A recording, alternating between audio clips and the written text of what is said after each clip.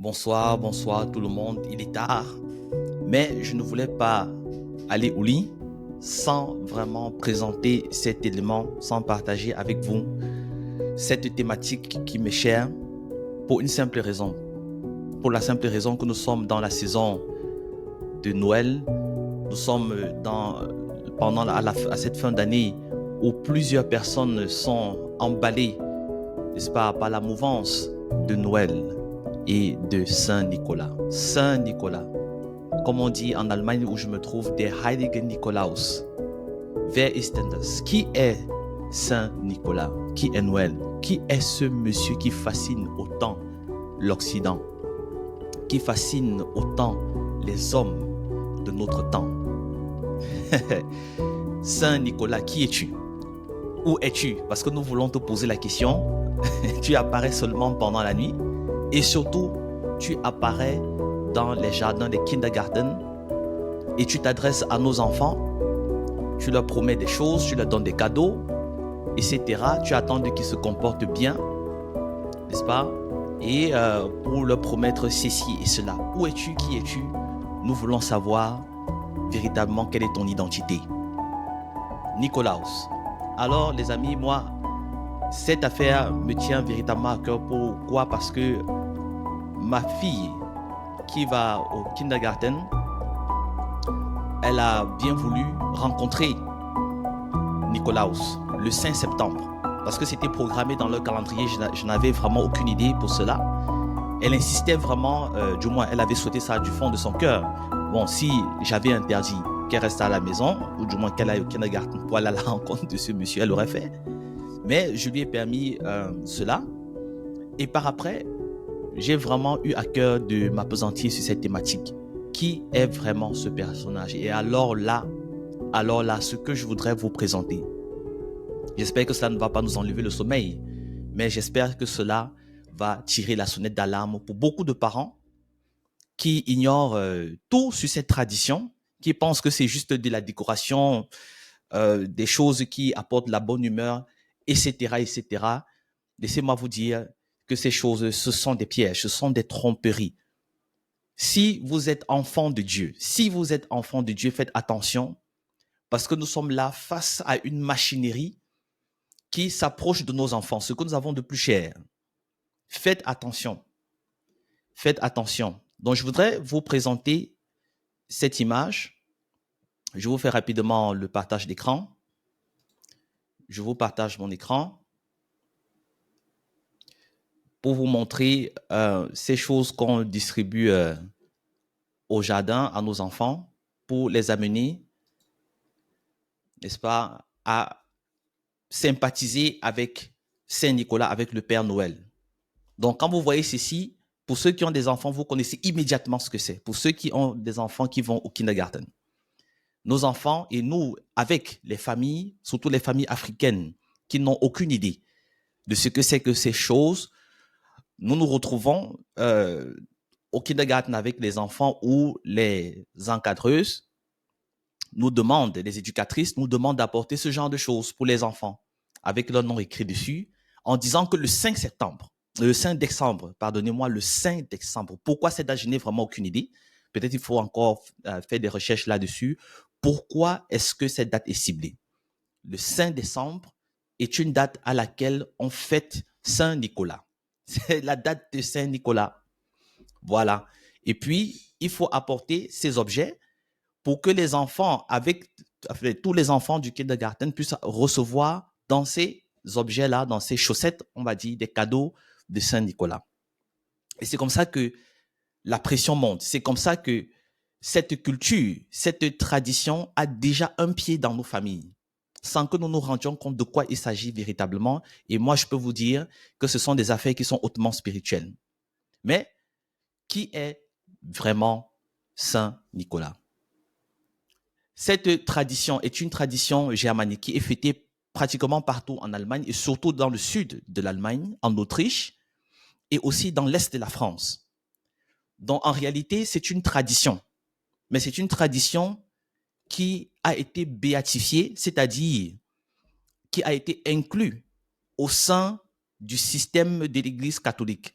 C'est-à-dire que le personnage Nicolaos, qui en fait est un personnage paganiste, n'est-ce pas, un personnage de la force couture, c'est-à-dire du peuple, dans leur tradition de base, a été repris dans les affaires ou bien les habitudes de l'Église catholique. Peut-être c'était un effort pour christianiser, c'est-à-dire pour amener les populations à être chrétiennes de force ou par manipulation, etc., à adhérer vraiment à ce discours chrétien. Mais on peut, vous le constater, on le constate, c'est la plus mauvaise méthode qu'on puisse employer, et excusez-moi le français, mais c'est vraiment la plus mauvaise chose qu'on puisse faire pour amener quelqu'un à adhérer à une idéologie ou bien à une croyance, disons ça comme ça de manière, on va dire, neutre.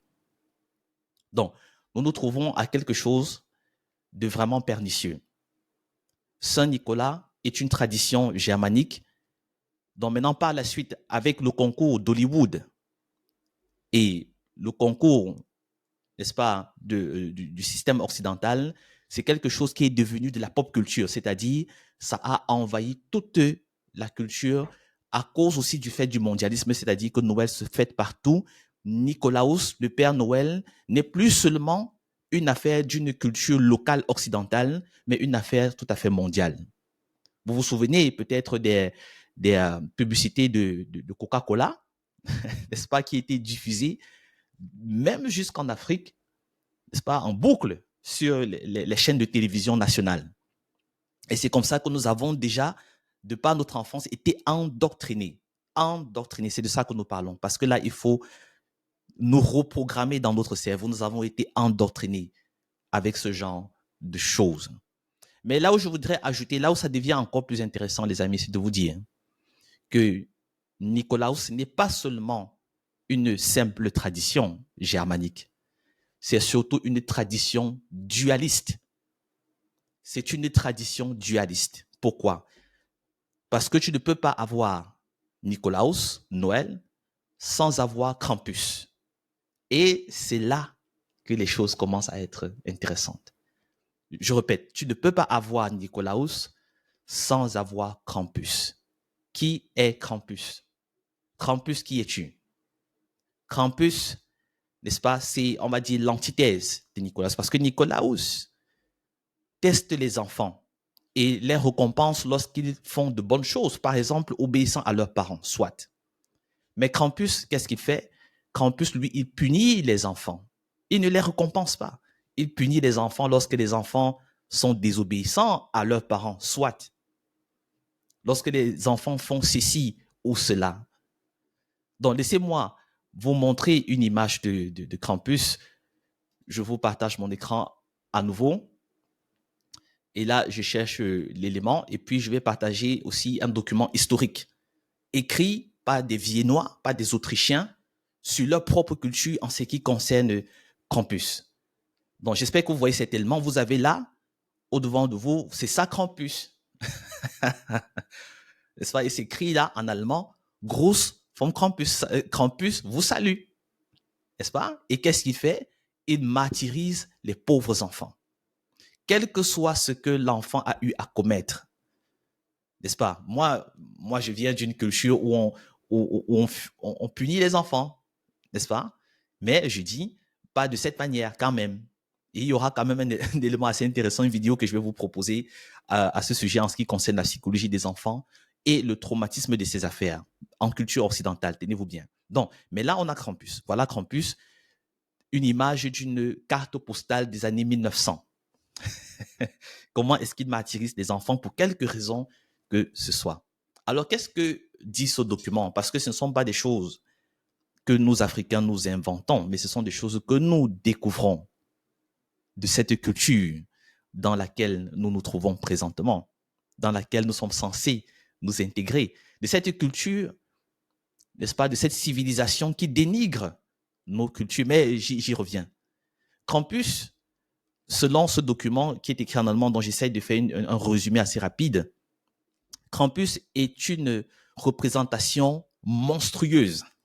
est une représentation monstrueuse et fait foi d'accompagnateur de Saint Nicolas. Donc c'est ça Krampus. Krampus est un accompagnateur de Saint Nicolas. C'est comme ça que cela est dans la culture.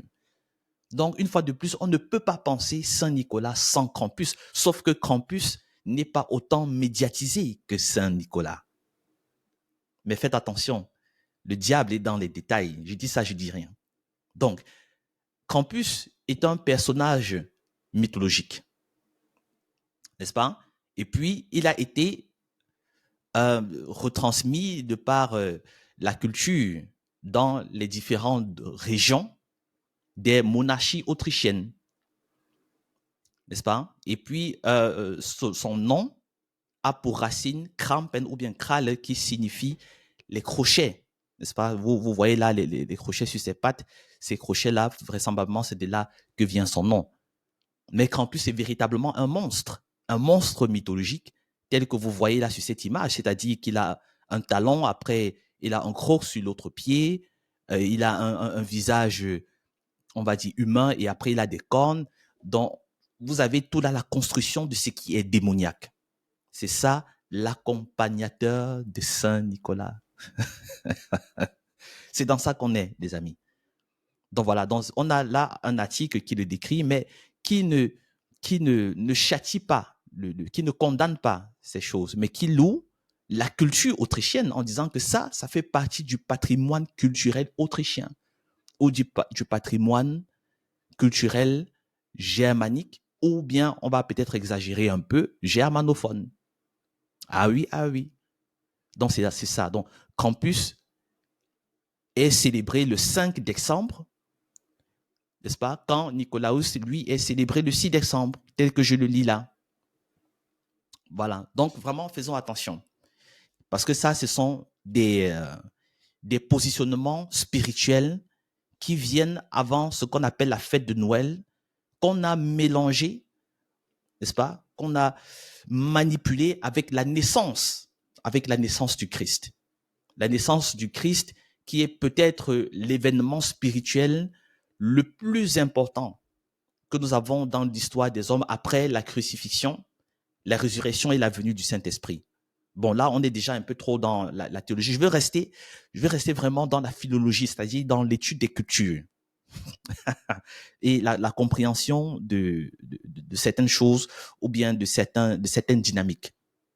Parce que nous sommes là pour apprendre, nous, en tant qu'enfants de Dieu, et en tant qu'Africains, je voulais dire, et à la fin, vous comprendrez pourquoi est-ce que j'ai dit autant de choses. Donc, n'hésitez pas à laisser un pouce, n'hésitez pas à vous abonner à la chaîne, parce que nous aimerions davantage étudier ce genre de phénomène. Donc, voilà Krampus. Je vous présente Krampus, tel que je vous ai présenté, Nicolas. Donc là, maintenant, vous avez une idée un peu plus complète de qui est Nicolaus, qui est propagé dans cette culture-ci à coup de chocolat, à coup de cadeaux, de sucreries, de noix, et ainsi de suite, de neige, de couleurs, de festivités, n'est-ce pas? Et vous vous rendez compte qu'il y a ce visage qui est tout blanc, et derrière lui, comme une face cachée, n'est-ce pas? La pierre immergée, invisible de la pièce immergée, invisible de l'iceberg, qui est Krampus, un démon, n'est-ce pas? Une mythologie, un esprit méchant qui s'attaque spécialement aux enfants, tel que la symbolique est là, qui s'attaque spécialement à nos enfants. Donc, maintenant, voilà le décor. Comment est-ce que cette dynamique maintenant impacte la culture germanique de nos jours? Ou bien, je le dis autrement, nous, immigrés, on parle de Noël et ainsi de suite, mais on ne comprend pas ce que c'est, parce que nous ne sommes pas nés ici. Laissez-moi vous présenter cette vidéo qui a été diffusée, publiée dernièrement par une chaîne officielle allemande qui est disponible sur YouTube, pour nous montrer comment est-ce qu'ils fêtent, comment est-ce qu'ils comprennent Noël. Parce que nous faisons des choses, mais nous ne comprenons pas ce que ça veut dire. Qu'est-ce que ça veut dire? Comment fêter Noël? Comment fêter Nicolaus? Donc, laissez-moi vous montrer ça rapidement. Voilà. J'espère que là, ça s'affiche. Voilà. In einer Scheune mitten in Schleching bereiten sich rund 25 junge Männer und eine Frau auf ihren großen Auftritt vor. Am 5. und 6. Dezember besuchen sie insgesamt 42 Familien in Schleching und Umgebung. Die Burmen haben entweder Voilà, donc là, la présentatrice dresse un peu le décor et dit dans la région de Schlesien en Allemagne, il y a plusieurs familles, une quarantaine de familles qui vont rendre visite à cet endroit et puis il y a ces personnes qui sont en train de se préparer pour un événement qui est censé être fêté spécialement le 5 et le 6 décembre, spécialement ces deux dates, le 5 et le 6 décembre. Je vous laisse regarder comment est-ce qu'ils se préparent, n'est-ce pas? Là, on parle de Nikolaus, hein? Mais regardez vous-même ces haben images. entweder ein Gasfell an oder ein Schafifell, ein echtes. Dann brauchst du natürlich ein gescheites Kleid, einen Glockenriemen, dann mit hinten eine Duschglocken drauf und ab und zu noch ein Voilà, donc vous voyez déjà, je ne sais pas si vous avez vu ici, ce masque tout rouge. Un masque pour illustrer le diable tel que nous connaissons, hein, tout rouge là. Donc vous voyez ce genre d'accoutrement. Ça, c'est vraiment comment est-ce que Nikolaus doit être fêté, littéralement. kleinere Gleckerl. Avec des cloches Im Gesicht haben sie schwarz, da man et nicht puis sieht, wer drunter ist. de Und da la er sich couleur ein bisschen noire, an du Respekt charbon sur le verschaffen visage. kann, braucht er natürlich auch Ruten. Zu Hause Et puis, vous avez vu, n'est-ce pas, cette corde un peu comme un père fouettard, cette corde. C'est à ça que ça sert, voilà, pour martyriser les gens. Verschaffen kann, braucht er natürlich auch Ruten. Zu Hause bei den Familien liest der Nikolaus dann die guten Okay. und schlechten Taten der Kinder Voilà, vor. excellente Wie die image. Eltern ihm ganz modern Voilà. vorher Donc là, vous voyez, c'est ça, mesdames et messieurs, c'est ça, Nikolaus. Voilà comment est-ce que on va dire les païens, voilà comment est-ce que les germaniques fêtent Nikolaus. C'est leur culture, c'est à eux de nous apprendre comment est-ce que ça se passe. Voilà comment est-ce qu'ils fêtent ces choses. Donc, vous voyez, ça, c'est des représentations de Krampus. Ils sont assez nombreux, ils sont prêts. Ils attendent le départ de Nikolaus qui est en train de se mettre en route, béatifié, n'est-ce pas? Comme j'ai expliqué dès le départ, c'est-à-dire avec des accoutrements, des attributs de l'Église catholique. Et puis là, une accompagnatrice aussi tout en blanc pour une jeune fille, hein, pour censée apporter une bonne humeur, pour ne pas effrayer ceux-là qui seraient effrayés par ces créatures démoniaques. Bon, allons comprendre pourquoi. Mais voilà comment est-ce que ces choses doivent être comprises. Donc nous avançons. per E-Mail und WhatsApp verraten haben. Was hast du dieses Jahr in deinem Buch stehen? Dürfen wir das mal sehen? Nein.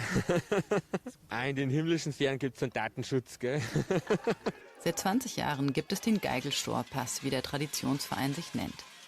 Mais vous voyez comment il y a de la fumée, c'est sombre, ils sont décorés, donc ils commencent, j'ai envie de dire, de se mettre en transe là. Ça dit que il faut être dans un état d'esprit particulier et il faut être dans le personnage, voilà. Il faut être, je vais pas parler de possession, je vais pas entrer dans des termes théologiques, spirituels et tout, mais il faut se mettre dans le personnage, voilà. Il faut être prêt. Andi Hell und seine Mitstreiter haben Voilà. das Brauchtum in Schleching am Fuße des Geigelsteins wiederbelebt. Mit Erfolg. Voilà, là, c'est une question de douceur, hein. Comme vous voyez, là, il faut sortir vraiment avec violence, courir. Il faut transmettre de la peur. Erfolg. Die Voilà. stehen ja mittlerweile Schlange, die warten schon jahrelang drauf, bis sie endlich Krampel laufen dürfen.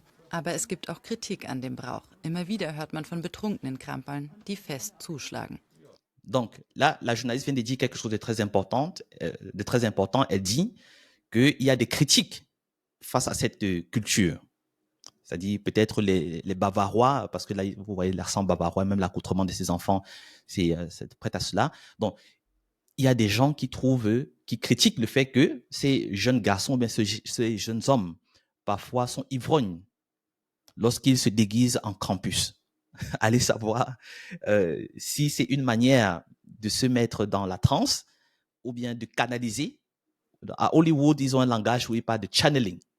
On canalise un esprit, on télécharge un esprit bien particulier. Peut-être que l'alcool permet d'accélérer ces choses, sauf que lorsqu'on est ivrogne, on ne se contrôle plus. Et là, on peut frapper trop dur parce que c'est leur rôle. Comme j'ai expliqué tantôt, dans la mythologie, Krampus est censé punir les enfants.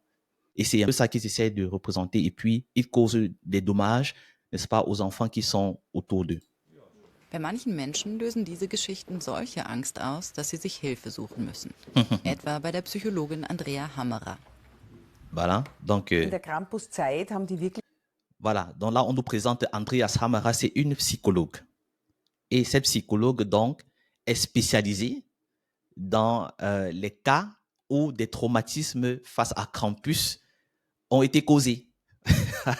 Ça, c'est vraiment énorme, quoi. wirklich Angst, oft in der Innenstadt irgendwo hinzugehen. Ouais. Hammerer gibt deshalb sogenannte Krampus-Angstseminare, bei denen sie die Teilnehmer wieder langsam an den Krampus heranführt und zum Schluss mit ihnen auf einen Krampus. Donc là, Frau organise des séminaires sur les traumatismes causés ou des traumatismes sur la peur à Krampus. Voilà, c'est un peu comme ça qu'ils ont essayé de nommer ça. Et elle-même, elle montre une photo avec ses personnages où elle est au milieu, un peu pour dire vraiment, c'est pas si grave, ils ne sont pas si violents que ça, ils ne sont pas mauvais, donc ça va. Einen Krampuslauf geht. Die sind unheimlich happy, weil sie sagen, das ist eine echte Lebensbereicherung, an diesem Brauchtum teilhaben zu können, weil es ist ein wunderschönes Brauchtum. Das Gute wird besiegt das Böse und selbstverständlich sind die Krampusse böse. Voilà, donc là, elle essaye un peu de, on va dire ça comment, d'analyser cette affaire, d'amener un peu de théologie dans ça, de spiritualité, en disant que cette culture de Nicolaus, c'est une culture de la victoire du bien sur le mal. Voilà, la victoire du bien. Donc, philosophe un peu. Voilà, et philosophe, Frau Hammerer est philosophe, et elle dit que naturellement, à la fin, c'est le bien qui va vaincre sur le mal, et que Krampus, c'est le mal. Donc, ça, elle ne le cache pas. Moi, j'apprécie ça, d'être honnête et de dire que Krampus, c'est le mal. Cependant, elle-même et les autres, ils font l'effort de montrer Krampus comme quelque chose d'inoffensif. Pourquoi? Si c'est le mal, pourquoi ne pas l'éradiquer? Pourquoi sympathiser? Pourquoi montrer aux enfants, ça vient un peu plus tard dans la vidéo, qu'on peut sympathiser avec le mal, qu'on peut sympathiser avec le démon? Pourquoi cette contradiction? Donc, regardons d'abord. Auch andernorts im Chiemgau kennt man die Kritik an den Krampaln-Exzessen. Zum Beispiel auf dem Christkindlmarkt in Traunstein. Ich habe eine große Tochter noch und die kam heute nicht mit, weil sie wirklich Angst hat. Ich finde, man soll es beibehalten. Ja, ich auch. Gehört schon zur Weihnachtszeit dazu. Ouais, les amis. Da entsteht ein Negativ-Image und das schlägt sich natürlich auf die ganze Krampus-Branche irgendwo nieder. Wir möchten da auf jeden Fall nicht dabei sein. Wir sagen, wir machen es so, wie es sich gehört. Ja. Trotzdem ist der Respekt vor den Krampal beim Hausbesuch durchaus zu spüren. Voilà, donc ça c'était une partie que je voulais vraiment montrer pour dire là on a une situation où en fait ils ont vraiment mis en place, je veux dire les caméramans, les journalistes et tout, montrer comment est-ce que les Krampus viennent dans un foyer. Bon, c'est une habitude qui est faite dans cette région-là. Donc, c'est comme ça que Nicolas s'est fait, les amis. Voilà la vraie définition de Noël. Donc, ce n'est pas seulement le Père Noël qui vient donner des cadeaux aux enfants. Vous allez voir ça après, mais c'est aussi Krampus qui vient pour faire un jugement. Donc, on est vraiment dans cette dichotomie-là. On est vraiment dans ce dualisme qui est hautement spirituel et qui a des impacts, n'est-ce pas, sur les âmes des gens. On a entendu la psychologue. Et il y a une dame, lors du marché de Noël, avec le décor qui va avec, le décor de Noël et tout ça, qui dit qu'une de ses filles est jusqu'aujourd'hui traumatisée par cette affaire. C'est de ça qu'il s'agit.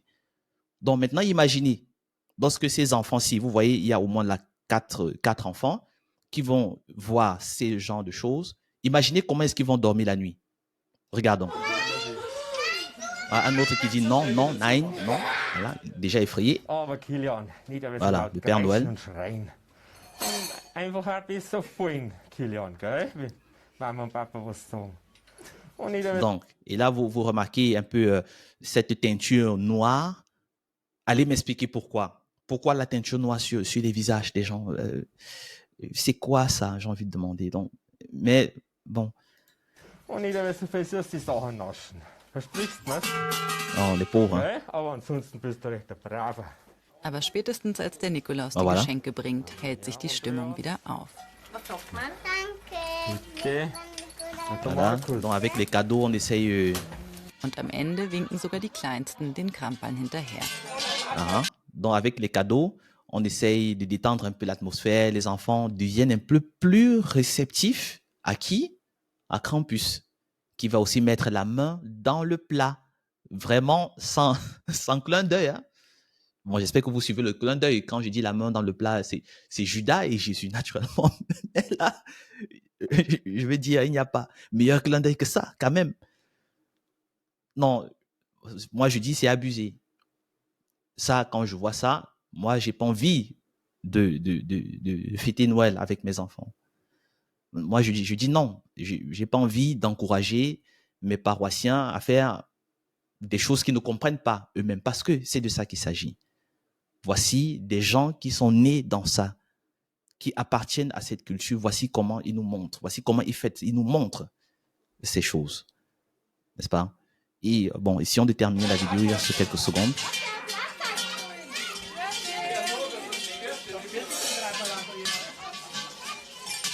Ouais, c'est... Voilà, donc vous voyez, toutes les données sont là.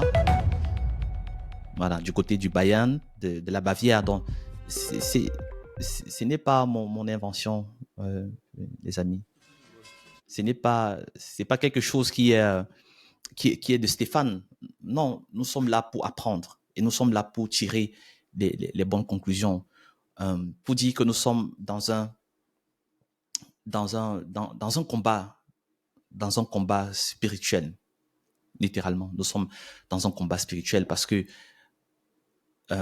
Nicolaus, ce n'est pas seulement les cadeaux, ce n'est pas seulement cet être, on va dire cette mythologie paganiste qui a été introduit méticuleusement et malicieusement par des chrétiens dans le système catholique pour imposer leur point de vue à des autochtones et ainsi de suite. C'est pas seulement ça.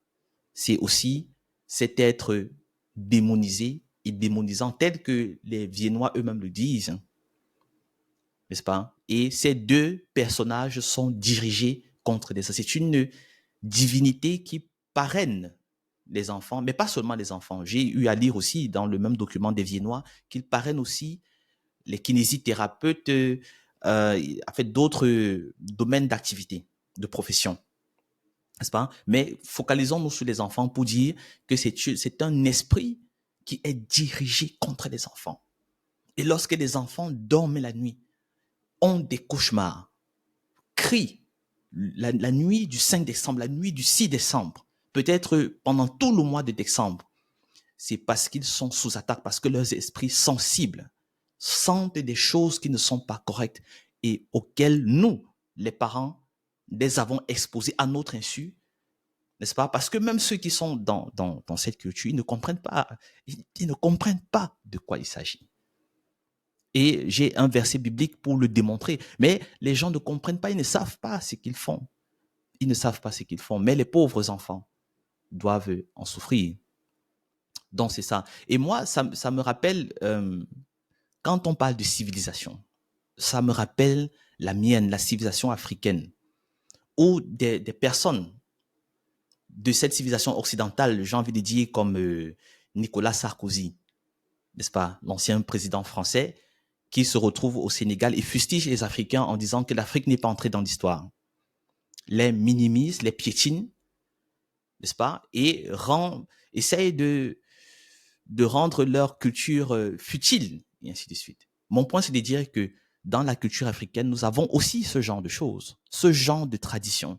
En Allemagne, on appelle ça Umzug, c'est-à-dire lorsque des personnes se déguisent et sortent dans la rue et commencent à marcher et commencent à faire une sorte de procession, c'est ça le terme en français. En Afrique, nous avons ça depuis des siècles. Et au Cameroun, à Bafoussam, il y a une sorte de protection qu'on appelle le CAC. Le CAC. Lorsque ces gens sortent de la chefferie, ils sont encore plus noirs, plus effrayants que ceux de Krampus que vous voyez là. Lorsqu'ils se mettent à sortir, ils sont plus que possédés. Oh, malheur à toi si tu te retrouves sur leur chemin. Ils vont te faire du mal. Ils vont te traumatiser, te fracasser un os. Lorsque ces gars se mettent, c'est-à-dire, c'est des expressions démoniaques de haut niveau. Donc, pour dire, ce sont des choses que nous, les Africains, nous ne sommes pas étrangers à ça. Et lorsque nous arrivons ici, nous voyons ces choses dans un pays dit civilisé et développé. Nous ne pouvons que secouer la tête et dire que nous ne sommes pas sortis de l'auberge. Nous venons ici pensant épargner nos enfants de certains traumatismes psychosomatiques. Mais nous arrivons ici et puis nous mettons les deux pieds dans le plat. Nous ne sommes pas sortis de l'auberge. Il faut veiller, il faut être dans la prière. N'est-ce pas? Nous ne sommes pas encore là où nous devons être, c'est-à-dire auprès du Père, là où nous serons tranquilles. N'est-ce pas? Lorsque l'ennemi et tous ces artifices-là sera emprisonné pour 1000 ans, voire plus, par la grâce de Dieu. Donc, je voudrais terminer par une petite réflexion pour dire qu'il y a beaucoup de traditions quand même, mine de rien, en Allemagne. Nous avons parlé du moyen Halloween, nous n'avons pas parlé d'Halloween cette année. Il y a beaucoup d'autres processions comme ça, surtout dans la région de Cologne, par là, et dans beaucoup d'autres villes qui se font et qui sont vraiment maléfiques. Mais je pense que Noël est la plus pernicieuse, c'est la plus malicieuse parmi toutes, parce qu'elle est teintée de religion. Il y a un peu cette vérité qui est prise de la Bible, n'est-ce pas, avec la naissance de Jésus, etc. Et puis ça dilue aussi fortement le message biblique. Et c'est pourquoi les gens y croient de moins en moins en Europe. De moins en moins. Et le travail est grand pour les évangélistes, pour ceux-là qui sont censés prêcher la vérité. Le travail est énorme. Mais je voulais juste dire que Noël, en tant que tradition, en tant que mythologie germanique, semble être la plus pernicieuse de toutes celles que j'ai déjà eu à observer. Après près de 20 ans en Allemagne, littéralement. Donc nous allons terminer, les amis, avec ce magnifique verset biblique de 1 Jean 4, 1 à 3. Bien-aimés, je lis, bien-aimés, n'ajoutez pas foi à tout esprit, mais éprouvez les esprits pour savoir s'ils sont de Dieu, car plusieurs faux prophètes sont venus dans le monde. Reconnaissez à ceci l'Esprit de Dieu. 2 points. Tout esprit qui confesse Jésus-Christ venu en chair, n'est-ce pas, est de Dieu. Donc là, je fais une petite pause. Là, c'est vraiment ça, Noël aussi, si on peut dire ça comme ça de manière culturelle pour parler le langage des gens. Noël, c'est dire que Jésus est venu dans le monde en chair. Donc, reconnaissez à ceci l'Esprit de Dieu. C'est cet esprit-là qui confesse que Jésus-Christ est venu en chair. Et cet esprit-là est de Dieu. Et tout esprit qui ne confesse pas Jésus n'est pas de Dieu. C'est celui, attention, c'est celui de l'Antéchrist, dont vous avez appris la venue. Je vais vous montrer une vidéo très intéressante. Dont vous avez appris la venue et qui maintenant est déjà dans le monde. Donc, mon point, c'est de dire l'esprit de Noël, c'est-à-dire l'esprit de Nicolaus et l'esprit de Krampus sont des esprits qui ne confessent pas Jésus. Ils ne le font pas. Nous avons vu les documents. Ils ne le font pas et ils martyrisent les enfants. Là où Jésus dit malheur à ceux-là qui font du mal à ces petits innocents. Donc, ces esprits-là ne sont pas de Dieu. C'est ce que je voulais juste communiquer ce soir. Ces esprits, l'esprit de Noël n'est pas de Dieu. L'esprit de Noël est l'esprit de l'Antéchrist. Vous l'entendez ici, chers auditeurs. C'est l'esprit de l'Antéchrist dont vous avez appris la venue qui est maintenant déjà dans le monde. Donc je termine avec cette dernière vidéo d'un homme d'État, un homme d'État qui va nous faire un petit rappel. Voilà, écoutons ce que ce monsieur, le président, son Excellence Emmanuel Macron, dira au peuple français il y a de cela quelques années, je pense, il y a de cela 2 ans. Il dit ceci, voilà. Donc je reprends pour une dernière fois. Je crois que notre génération doit savoir que la bête de l'événement est là. Et elle arrive. Donc là c'est dit. C'est dit.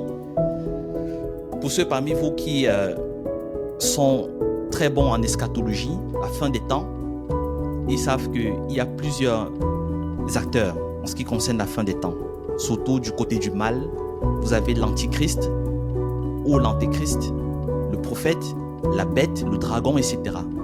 Et puis Emmanuel Macron nous dit ici qu'il croit que la bête de l'événement arrive. Elle est en route et elle est déjà là. C'est presque le même ton que 1 Jean, que l'apôtre dit. Celui-là qui aura aussi ce rêve-là sur l'Apocalypse, sur la fin du monde. Donc vraiment, on est dans des temps difficiles et tenons-nous prêts, soyons encouragés à ne pas nous fondre à la masse, à ne pas nous confondre au siècle présent, ça ce serait maintenant les propos de l'apôtre Paul, mais à être vigilants et à veiller sur l'âme de ces petits, de ces enfants que Dieu nous a confiés et contre qui le mal s'élève, spécialement l'esprit de Nicolaus, l'esprit de Noël et l'esprit de Krampus. Que le Seigneur veille sur vous, soyez bénis.